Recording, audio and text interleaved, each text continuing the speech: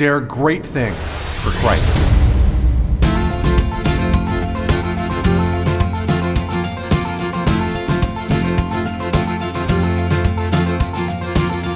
Christ calls us to dare great things. In the marketplace, as well as in the mission field, there has never been a time like the present for the spirit of the Catholic entrepreneur. Now is the time for men and women of great courage and great vision to engage our church and our culture. Now is the time to dare great things. And here is your host as we dare great things, Father Nathan Cromley, the president and founder of the St. John Institute. Theodore Roosevelt said, "People will not care how much you know until they know how much you care." It's a fact that leadership is something that followers bequeath to the one who leads them, meaning that we who lead in the footsteps of Christ have to gain the trust of those whom we are leading. Few saints embody this better than Saint Joan of Arc. She literally led troops into battle because they believed in her vision, and saw her courage. She led from the heart, and her leadership serves as an example for us today. Hey everybody, welcome back again. I'm glad you're here. We're continuing. I hope you're liking these lessons that we're giving here on the saints and how the Catholic saints, admittedly, right, are examples to us of the holiness and leadership that Jesus is offering to each one of us when we dare to lead. And now, a lot of times Christians say, well, no, leadership is not for me. I'm just a mom, or I'm just a dad, or I'm just an uncle, or my kids are raised and I'm only a great-grandfather. And I chuckle when I hear that because I think you need to lead as a great-grandfather. When I think back, the powerful people in history, oftentimes they were the relatives of the people who changed history. People that inspired them, their great aunts, their cousins, their sisters, right? There's those talks and those moments where someone steps up and asserts an influence over another human being who then might themselves go ahead and change history in dramatic fashions. And you could say, well, to whom do they owe their motivation? To whom do they owe their drive? And it's a hidden figure who in fact led from the top because they led from the heart. Right? And this is something all of us can do in our family. In fact, we have to do it in our families. Because I think sometimes people think that the culture on the outside of us is stronger than us. That somehow or other, we have little to offer because we're just human beings. And I want to remind you that nothing shapes the culture more profoundly than the heart, than spirit, than drive, than motivation, than passion. It's the power of inspiration that comes from inside one person and stretches to another. And that power of inspiration literally changes history. It's more powerful than the sword, so to speak, right? More powerful than having all kinds of economy behind you because you could have a machine and it will corrupt from the inside, right? You could have all kinds of people organized in a structure, but if there's not a heart that unites them, a culture of desire and drive and ambition, well, then no matter what your structure is on the outside, it will fail because the people operating it won't be properly motivated. I think of those famous pictures of Dwight Eisenhower before D-Day. He's about to send these soldiers across, the English Channel to storm the beaches of Normandy. And what does he do? He walks among them. And he spoke about how meaningful that was for him because he knew that many of them whom he was meeting were about to die. They may have known it as well. But there he was, encouraging them, with them in the battle. He was connecting with them so that he could feel, straight up as a leader, one with them, but also who they were from the inside, and motivate them to be inspired that he was with them, that he was fighting with them as well. And when you think about this in terms of your family, I think about this a lot of times because people will say, Father, my kids no longer practice the faith. And I'll be like, well, I understand that that's really, hard. Why did they fall away? And usually it's something on the outside, and this is not a universal statement, right? Good people, good Catholics can have kids that turn away from the faith. But a lot of times what happens is that, in fact, the children did not see their own parents prioritizing it. Now, it's not an absolute, right? But sometimes that's the case, that they weren't convinced on the inside that it had value because they didn't see us living from it, living for it, living in it in a really personal, authentic way.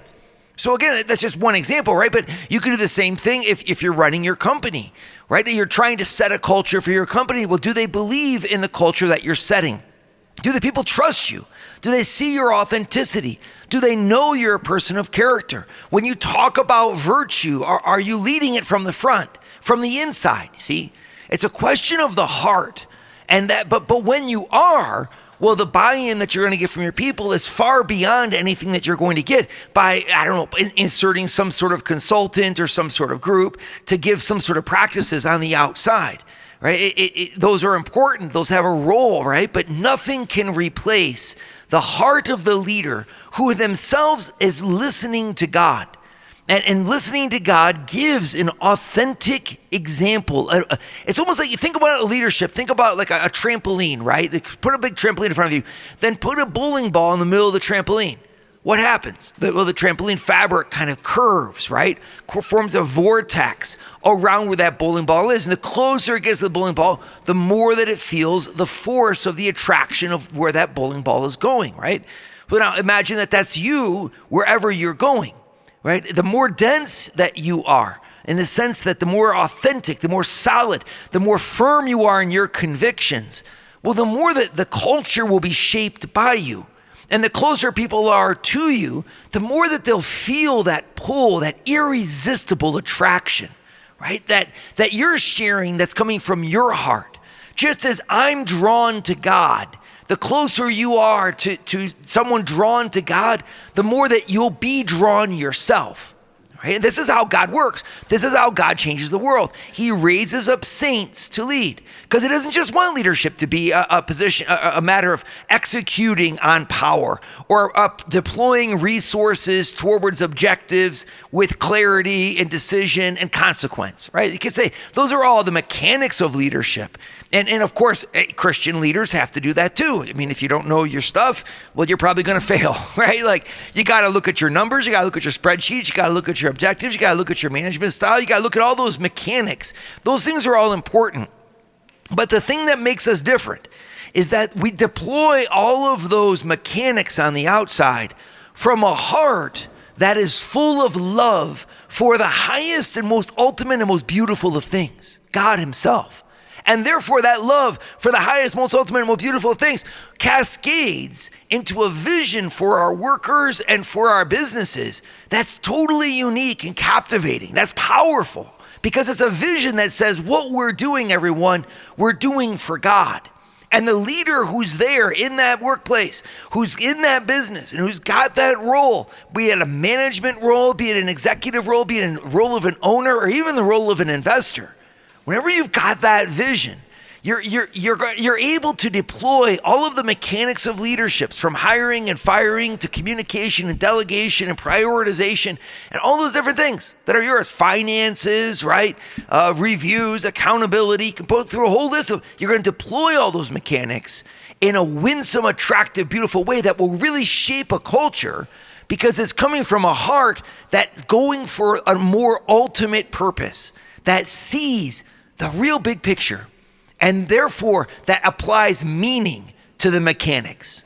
When you've got the mechanics of leadership united with meaning, well, then you've got a leader that leads from the inside and that produces the best of results, and that really genuinely shapes an impact that's greater even than the business. Wouldn't it be neat if at the end of your life, you're not just like, yeah, I was the president or CEO, or I was the executive, of this or that company. I mean, that's kind of a small thing. I remember one time I talked to a fellow who worked for a company for like 20 years, was there every day. He was a dedicated worker, did a lot. And he said, when he retired, I said, what happened? He said, well, they shook my hand and then they showed me the door. And he was kind of disillusioned by that, right? He said, it was kind of disconcerting, because I'd been with these people. They were kind of my friends. They were like a family. But then when it was over, it was over. Here's the door. Thanks for 20 years of your life, But in fact, that's kind of the way it goes, right? What's going to change that? What's going to make it something really deep and meaningful? It's when you said, I have lived this job as if it was part of my overarching purpose. And I filled my leadership with a deeper drive, the drive for meaning and service, because I had God. God was at the heart of it. I led, and I led from the heart. Are you a young adult interested in discerning your God-given strengths and talents? And are you searching for the clarity to know how to move forward in your life? Consider joining St. John Institute's Rise Above Retreat, October 27th through November 2nd at our Denver, Colorado campus. We've combined Adeo leadership training, discernment guidance, and Clifton Strengths Finder coaching with prayer and adoration to help you discover how Christ has called you to impact the world in your one-of-a-kind way. Find out more at www.stjohninstitute.org. So we're talking today about another saint, right? We've already looked at several different saints, and I'm trying to look at their lives as an example of leadership because, well, in fact, sometimes we think of the saints in far too abstract of terms. We imagine them being, somehow removed from us, living a purely religious existence, far from the stressors of everyday life. And so I like to look at them in their realism, and we're going through the different saints, and here I'm looking with you at Saint Joan of Arc. Because here, if you want to talk about realism, okay, her country was occupied by a foreign army, namely that of England, and it was full of all kinds of political intrigue. I mean, you had people of France, right, who themselves were serving the English, the Burgundians. They were the ones that ended up betraying, Joan of Arc, capturing her, handing her over to the English, So you had treacherous French, you had loyal French, you had kings waiting to be crowned, you had armies clashing in battle, and you had the fate of a nation on the line. Not just a political entity, but a cultural entity, the language, the traditions of these people. I mean, that's a lot of stress. And then what do you do there, right? Where's the saints? Well, the saints, Father, were in monasteries praying away. And I'm like, well, yes, they were, because of course that's very valuable. But I'll tell you where else the saints were. They were on a horseback leading the charge in battle. The one saint I'm thinking of here in particular is Saint Joan of Arc. Okay, so put yourself in 1429. Okay, 1412 to 1431. That's the age of Joan of Arc. Now think about how old that is. How old was she when she was executed on May 30th, 1431? She was 19 years old. Think about that. When did she start her service? At between age 16 or 17, depending on how you want to count it. 17 years old, and she's put in as a woman, of course, at age 17 in charge of the armies of a nation? And the answer is yes. That's incredible influence. She must have been an irresistible figure. But it's not just that she's an irresistible figure. What made her irresistible wasn't just the grace of God around her, it was the Spirit of God within her, right? Because what Joan of Arc did is she went right into the battle. If you were going to give any leadership lesson from the life of Joan of Arc, it would be to not be afraid and not shy away from the problem that is in front of you. One of her favorite quotes is this one. It says, "Act and God will act." All right, that's not a pie-in-the-sky saint talking to you there. Act and God will act, Joan of Arc. What's that? I mean, think about that. Act. It's just a saint looking you in the eye and saying, you do that expansion. Hire that new branch. Open that new office. What is this? Make that investment. Act and God will act. Be a person of action. Well, that was kind of like what was at the heart of her life. Because according to the legend of Joan of Arc, and there's different things about her life, and not everything is known. A lot of it is a legend. But at the same time, this is how the story goes. When she was a teenager, she heard voices. The voices of Michael the Archangel, for example, and other saints calling her to go into battle. And she literally listened to those voices and was like, we must fight for the French culture. And she did just that. She became, of course, the patron saint of France. But in the last week of 1429, she set off from Blois and she goes towards Orleans. And there she arrives and goes right into the battle saying, you must not run away from the English. Instead, you have to fight. They gave her a banner and she raised her banner and said, I'm going to go out into the battlefield flying my colors, flying the flag of France and leading from the front. They said that wherever the fighting was the most intense, she would show up with her banner running forward, summoning all the men back into the charge and back into the battle. She didn't go to the rear. She stayed on the front. Literally on the front lines with the men who were doing the fighting. And then from that position, she would give advice, where to attack, where to set up the artillery, all this kind of, it was incredible Because what happened was, it wasn't so much that she knew everything or that she was a more competent soldier. It was that she took the spirit of the fight and brought it into the battle. And that made her a moral leader and made her someone everyone rallied around. And they continue to rally around her. You can see the figures, all the paintings and art of Joan of Arc. What is she doing? She's on a horse with a banner flying, her head up. She's in a position of pride in her body language, and she's saying, we're going straight at it. And why? Because God is with us. Act and God will act. And maybe her greatest victory there at Orleans, which was her first battle, right? She rides out into the city right when the soldiers, her army, were falling back and retreating. And she goes right to them and says, go back into the battle. And then she has a note dictated, a letter. They tie it to an arrow and they fire it by a crossbowman, saying to the English that they needed to leave France. There's a famous quote where someone asks, does God love the English? And she says, God does love the English in England. I mean, you can just totally see the spirit of the warrior in her, right? Like, it's very clear what she wants. She wants the English out of France. She was so aggressive that twice her army said, look, we're good enough. We've done enough. We've captured enough. And she said, no, you've got to go further. You've got to continue the offensive, taking all the strongholds possible. I mean, it ended with the English retreating, even though they had been winning, because Joan of Arc came from the front with this courage. And, she was not completely successful. There were times where she lost in battle. I mean, all the way to the end when she was actually captured because, well, she lost, right? It wasn't because her courage, she was not known because her courage was always successful, but she's known because her courage was always undaunted. And that kind of courage, even in her defeat, being burned at the stake, right? Betrayed by the French, then convicted by a corrupt court, and then finally burned at the stake at age 19. She dies there faithful to her God, faithful to the God who spoke to her in the battle, faithful to her country, undaunted, unbroken. And that's what makes her powerful. That's where the leadership of the saints show. I mean, there's few things in life more stressful than going into battle, literally putting your life on the line. According to the stories, at times she was injured on the field of battle, had to be led away. No one says she ever killed anyone in battle. That wasn't part of it. But she was injured. She was led away. She was injured. She was captured by the enemy. I mean, she was put in prison and then finally put in front of a court. She suffered and really bore the stress of the same stress that you have to bear as well.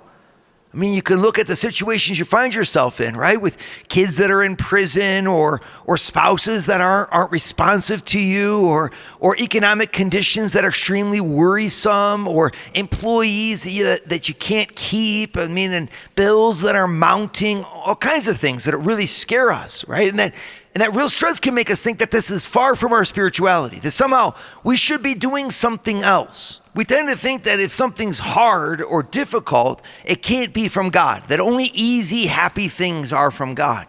And I think Joan of Arc teaches us, no, my friends. You see, and actually because in the midst of challenge, something even deeper can be shown. The strength of your conviction and the depth of the spirit that's in you of desire for an arduous good, a hard good, something that is difficult to attain. There's like a warrior spirit that's not against anybody, but that is for the good that is in front of us. And then when that good is high enough and strong enough, well, then it requires leaders that are willing to sacrifice what's necessary to attain it. And isn't this what Jesus asks for from his leaders? That we be men and women that don't quit, that are willing to put it all on the line. And when we embody that spirit and we go forward with that spirit, you know what happens? People follow us. Just like they followed Joan of Arc. This is a profound lesson. You can't lead the world today unless you lead it from the inside. We have to be more convicted of the love of God and the hope that is for us in Jesus Christ than we are afraid of what it's going to cost us to make that love known and present in our businesses and in our culture.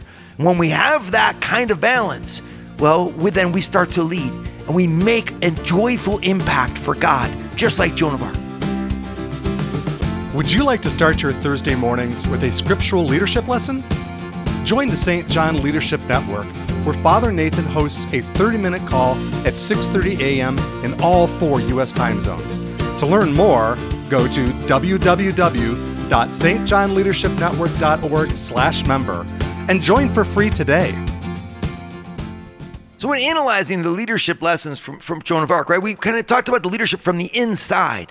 And her life was a complex one. There were times where she was in the field of battle, but then there was a lot of times where she was speaking to people whose spirits were lagging, right? In other words, they looked at the present in front of them and said, is there really any hope? I mean, the English have a foothold, the Burgundians are strong, and what's the point of really trying to fight for the coronation of Charles, which she ended up seeing? Like, Joan opened up Orleans, and then she kept on fighting, and all the way till finally she opened up the coronation of the King of France, and then was present at his side when he received the crown. I mean, that's an incredible victory for the people of the country then.